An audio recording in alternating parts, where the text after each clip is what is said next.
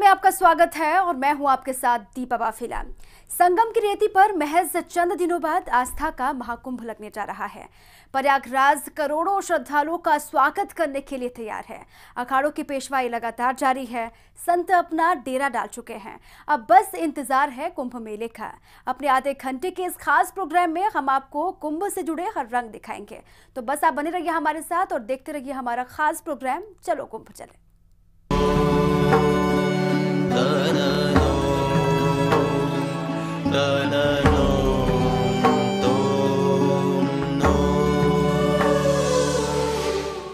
संगम की रेती पर लगे कुंभ मेले में आपको आस्था की ऐसी तस्वीर देखने को मिल जाएगी जो आपने न कभी सुनी होगी और ना ही देखी होगी। कई किलोमीटर तक फैले इस महामेले में कई साधु संत और कहीं अपनी धुनी जमाए बैठे हैं तो कहीं कोई नागा बाबा ऐसी योग मुद्रा में बैठा है। उसे देखकर आप दांतों तले उंगलियां दबा लेंगे। ये रिपोर्ट आप देखिए।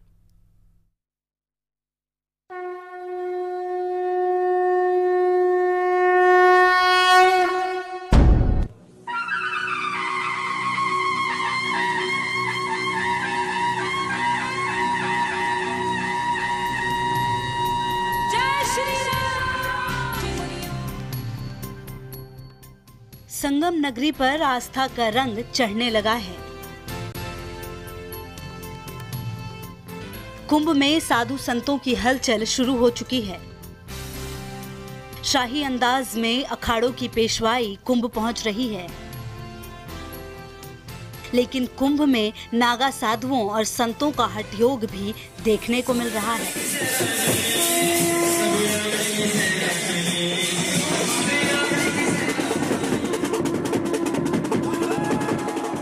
अखाड़े की पेशवाई के दौरान नागा साधुओं के इस हैरत अंगेज करतब को देखिए। कैसे तलवारबाजी और लाठी चलाने में माहिर ये नागा साधु अपने युद्ध कौशल का प्रदर्शन कर रहे हैं।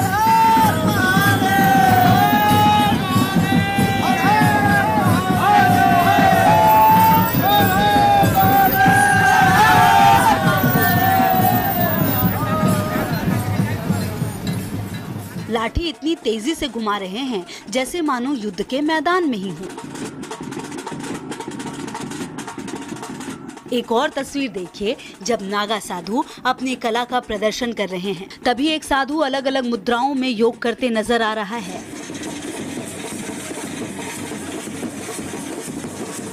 कुछ नागा साधु तो अपने पूरे शरीर को फूलों से लादकर चल रहे हैं।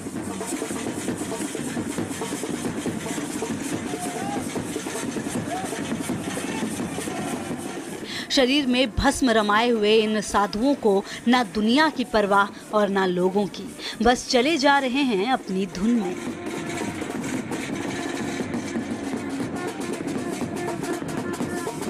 नागा साधु अपने पूरे शरीर पर भभूत मले निर्वस्त्र रहते हैं। उनकी बड़ी बड़ी जटाएं भी आकर्षण का केंद्र रहती हैं।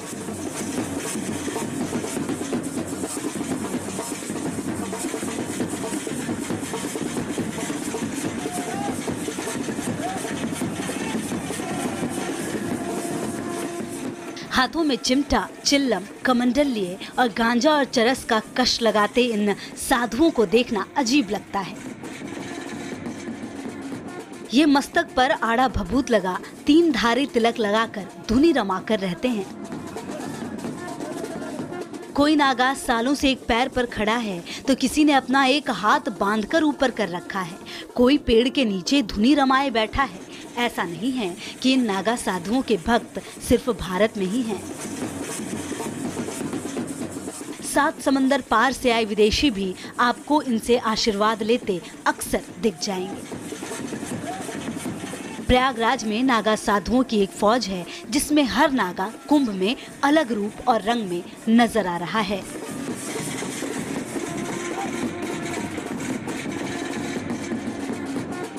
ब्यूरो रिपोर्ट, भारत समाचार।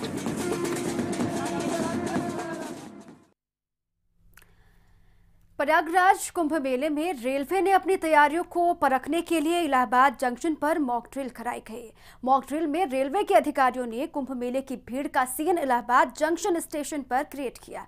इस दौरान रेलवे के सभी विभागों के अधिकारियों और कर्मचारियों को स्टेशन पर किसी हादसे की सूचना देकर बुलाया गया।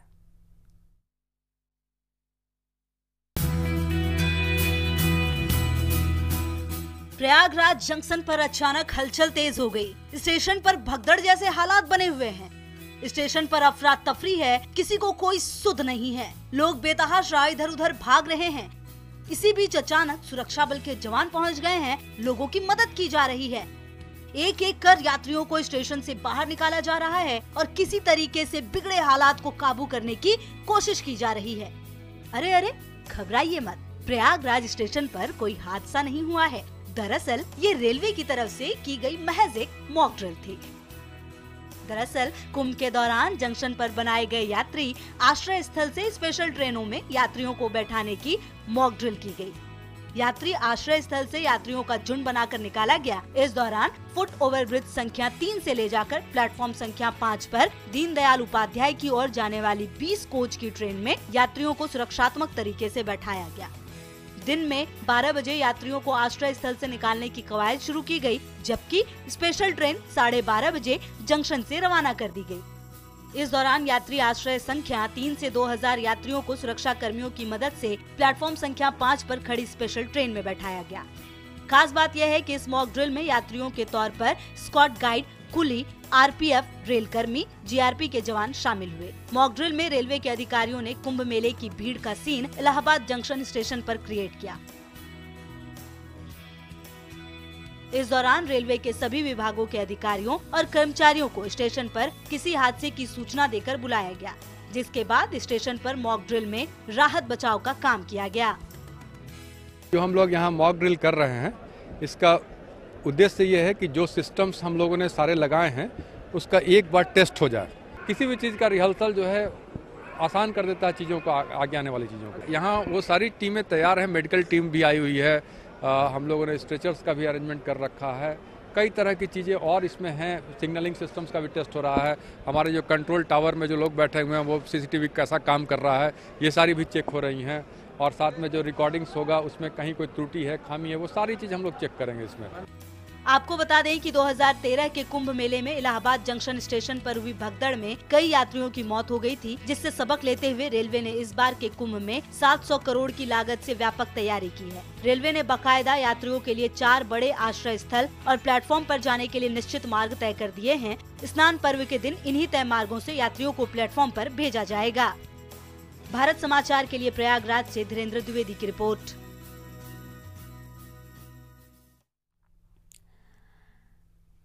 अखिल भारतीय अखाड़ा परिषद ने कुंभ मेला प्रशासन को 2 टूक शब्दों में कह दिया है कि अखाड़े परंपरा के मुताबिक संगम में ही शाही स्नान करेंगे।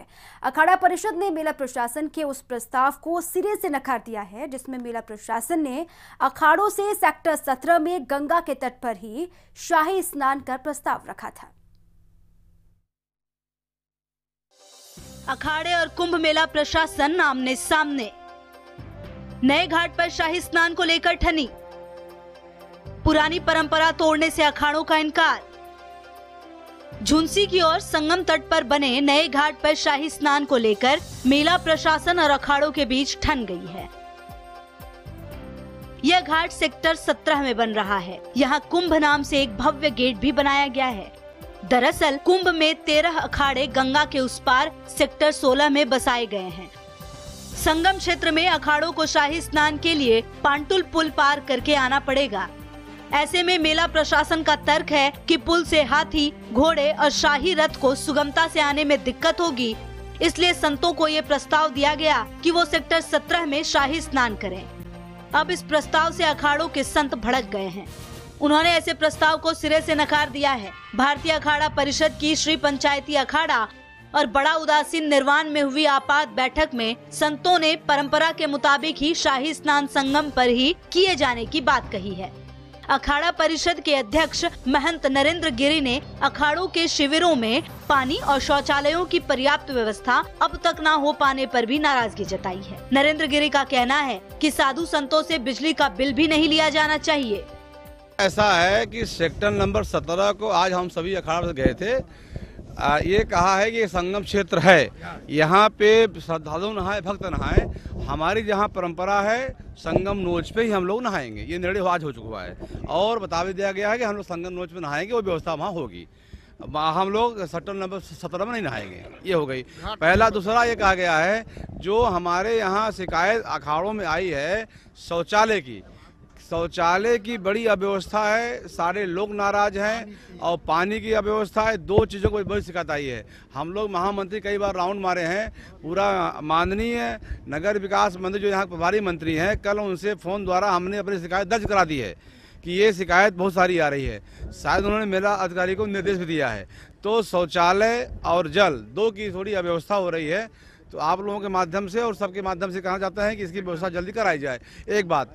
दूसरी बात, जो सेक्टर अधिकारी यहाँ नियुक्त किए गए हैं, जो सेक्टर अधिकारी उनको अधिकार दिया जाए कि साधु संतों का मामला वहीं निपटा दिया जाए। वो हो क्या रहा है कि संत लोग उनको वहाँ मेला कर ले जाओ, मेला कर ले कहते वहाँ जाओ, काम होता नहीं है। अगर मान लो उन्होंने लिखा है 5 नल तो 2 नल दे रहे हैं, ये नहीं होना चाहिए। तो क्या मुख्यमंत्री जी भी कल रहेंगे तो आप लोग कुछ विरोध करेंगे? नहीं, विरोध की बात नहीं है, विरोध की बात हम लोग प्रस्ताव जो किए हैं वो मेला अधिकारी को देंगे अब कि भाई ये अव्यवस्था इसको सही रास्ते पर लाया जाए। नहीं मानते अगर 17 में नहीं, अरे 17 क्यों नहीं, मतलब हो गया, निर्णय हो गया। मानना कोई बातें नहीं है। 17 नंबर पे हम लोग नहीं नहाए, उसे मानना न मानना क्या होता है। जहाँ हमारी परंपरा नहाएंगे, संगम नहाएगा। महाराज जी जिस तरह से साधु महात्माओं से बिजली का किराया लिया जा रहा है, वह न लिया जाए, किराया निःशुल्क किया जाए, ये गलत बात है। और कभी बिजली बिल नहीं लिया गया है। जो साधु महात्मा हैं उनसे बिजली बिल न लिया जाए। उधर अखिल भारतीय अखाड़ा परिषद के महामंत्री महंत हरिगिरी ने कहा है कि शाही स्नान परंपरा के मुताबिक ही होगा। इसके लिए महंत हरिगिरी ने पद्म पुराण तक का हवाला दे दिया। उन्होंने मेला प्रशासन से अपील की है कि सिर्फ संगम घाट पर ही शाही स्नान कराया जाए। विषय हमारा ये है, संगम देखिए, पद्म पुराण के अनुसार संगम की सीमा बताई गई है, सोमेश्वर और कहा नई दशा सुमेर घाट, और उधर दिया कहा मौजगिर के आगे तक। तो कहने का जो सीमा है पद्म पुराण को तो माने आप। तो संगम जो है पहले जैसे राम घाट था कहाँ उज्जैन में, उसकी सीमा थी 50 मीटर, उसको 3 किलोमीटर बढ़ाई गई।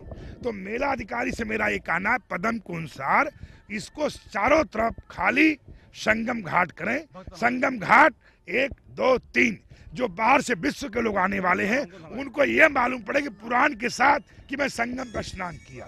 इसलिए आज पूजन हुआ, पाठ हुआ, खिचड़ी हुआ, सभी प्रकार का विधिवत किया गया, संगम का स्नान हम लोग किया गया पद्म पुराण के अनुसार।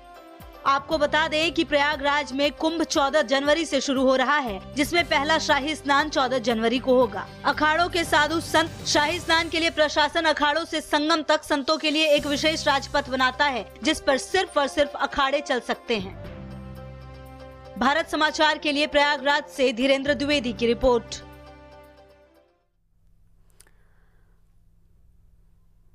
इसी के साथ ही एक छोटे से ब्रेक के लिए यहाँ पर रुक रहे हैं, आप बने रहिए हमारे साथ।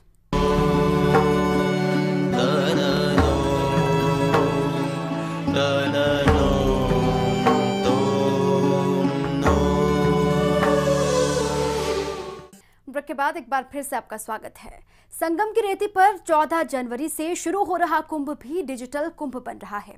कुंभ को लेकर तमाम तरह की जानकारी तो ऑनलाइन उपलब्ध कराई ही जा रही है। अगर दुर्भाग्य से जन सैलाब में आप अपनों से बिछड़ जाते हैं तो डिजिटल खोया पाया कैंप आपकी मदद करेगा, यानी आप जिनसे बिछड़ गए हैं उनसे मिलाएगा। ये रिपोर्ट आप देखिए।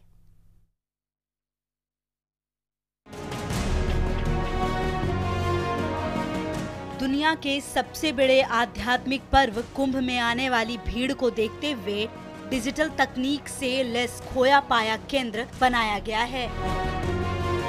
अगर दुर्भाग्य से कोई अपनों से बिछड़ जाता है तो उसे घबराने की जरूरत नहीं है। यहाँ 15 जगहों पर स्थापित डिजिटल केंद्र बिछड़े लोगों को अपनों से मिलाने में मदद करेंगे, साथ ही उनका पूरा ख्याल भी रखेंगे। इसके लिए टीम को ट्रेनिंग भी दी जा रही है। अब तक हुए सभी कुंभों में स्थापित हुए खोया पाया कैंप से इस बार के डिजिटल कैंप को सबसे अलग होने का दावा किया जा रहा है। बिछड़ने की स्थिति में खोए हुए व्यक्ति की पूरी जानकारी ली जाएगी, जिसे मेले में लगी सभी LCD पर तस्वीर के साथ दिखाई जाएगी। तस्वीर और जानकारी मेले के अलावा शहरों में लगे LCD पर भी दिखेगी। खोए और बिछड़े हुए शख्स की हर जानकारी तस्वीर के साथ लगातार डिस्प्ले होती रहेगी। अनाउंसमेंट से खोए हुए को मिलाने के अलावा केंद्र पर सूचनाओं को क्रॉस चेक भी किया जाएगा। 15 केंद्रों पर ऑनलाइन के जरिए हर खोने वाले की सूचना का रिकॉर्ड सभी के पास रहेगा। ऐसे में खोए व्यक्ति के बताई गई जानकारी को किसी दूसरे केंद्र पर मिलने वाली जानकारी से क्रॉस चेक किया जाएगा। इससे यह मालूम हो जाएगा खोजे जा रहे व्यक्ति दूसरे केंद्र पर अपनी शिकायत दर्ज करा चुका है। ऑनलाइन और सीसीटीवी के माध्यम से तुरंत सूचनाओं का मिलान आसानी से किया जा सकेगा। इस बार खोने पाने वालों की हुलिया के साथ पूरी डिटेल्स को सभी जगह तत्काल पहुंचाया जाएगा। खोया पाया केंद्रों पर जरूरत के हिसाब से टीम रहेगी। कम से कम 4 सदस्य हर केंद्र पर रहेंगे, जो खोने पाने की सूचनाओं को सभी जगह अपडेट करते और लेते रहेंगे। खोया पाया केंद्र 13 जनवरी तक पूरी तरह से एक्टिव हो जाएगा। इसकी हर जानकारी कंट्रोल रूम तक और पुलिस तक रहेगी। ब्यूरो रिपोर्ट, भारत समाचार।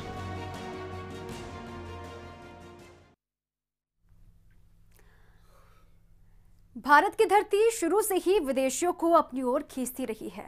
यहाँ की वैदिक संस्कृति, आध्यात्म, परंपराएं इतनी भव्य हैं कि यहाँ आने वाले विदेशी कई बार तो यहीं के होकर रह जाते हैं। इस बार प्रयागराज में लगने वाला कुंभ विदेशी श्रद्धालु विश्व के कोने कोने से यहाँ पहुंचकर आकर्षण का केंद्र बन रहे हैं। ये रिपोर्ट आप देखिए।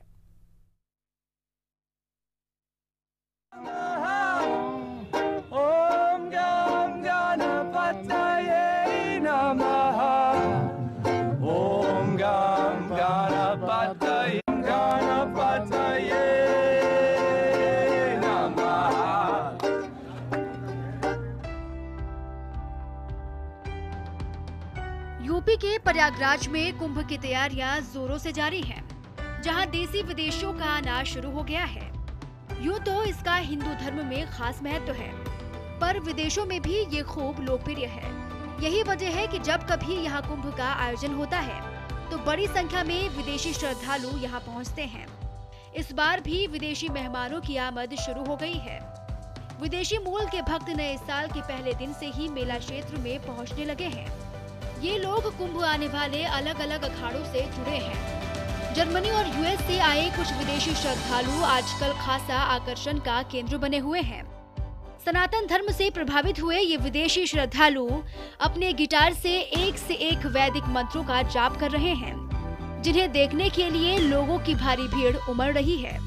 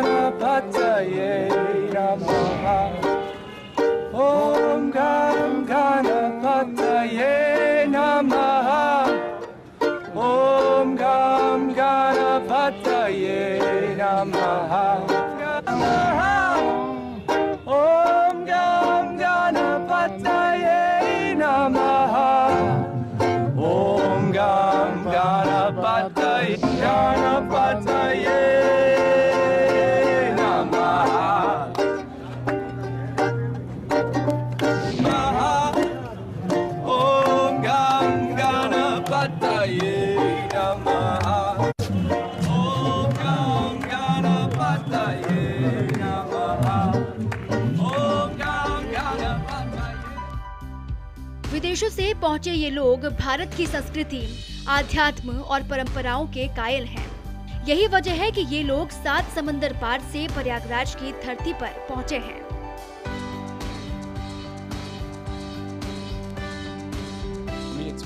ये मेरे लिए किसी भी धर्म से बढ़कर है। ये मेरे लिए एक विज्ञान है। हम वो फॉलो करते हैं जो लिखा है। हम सब लोग एक ही जगह से आए हैं। हम भाव और भक्ति को मानते हैं। मेरे लिए ध्यान टेंशन को दूर भगाने जैसा है। जब तनाव दूर हो जाता है तब आप कुछ अलग सोचते हैं।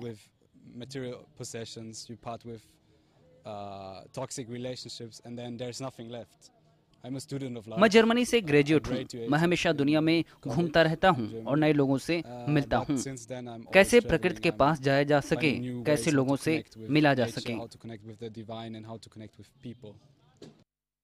मैं कुंभ मेला अपने पिता के दोस्त बाबा राम अवतार गिरी के निमंत्रण पर आया हूँ।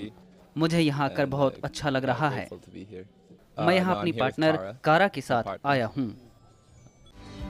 दुनिया का सबसे बड़ा आध्यात्मिक और सांस्कृतिक समागम कुंभ भारतीय श्रद्धालुओं के लिए नहीं बल्कि विदेशी मेहमानों के लिए भी कौतूहल का केंद्र बना हुआ है। कुंभ मेले के आगाज से पहले ही अमेरिका, जर्मनी, हॉलैंड, इंग्लैंड समेत कई देशों से पर्यटकों का तांता लगा हुआ है। कुछ विदेशी मेहमान जहां अपने गुरुओं के निमंत्रण पर पहुंचे हैं, तो कुछ लोग कुंभ के महत्व, आध्यात्म और भारतीय संस्कृति को नजदीक से समझने के लिए यहां पहुंच रहे हैं।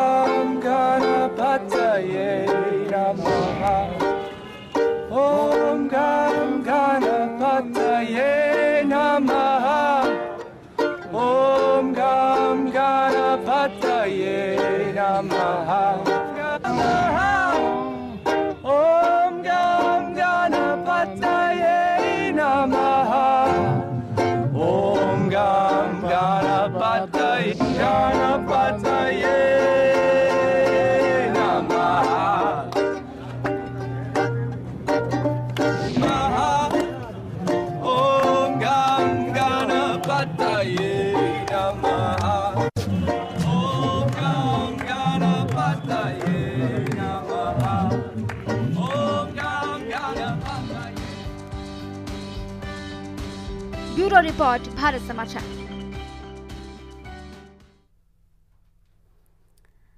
इस खास कार्यक्रम में मेरे साथ बस इतना ही, लेकिन देश प्रदेश की ताजा तरीन खबरों के लिए देखते रहिए भारत समाचार। नमस्कार।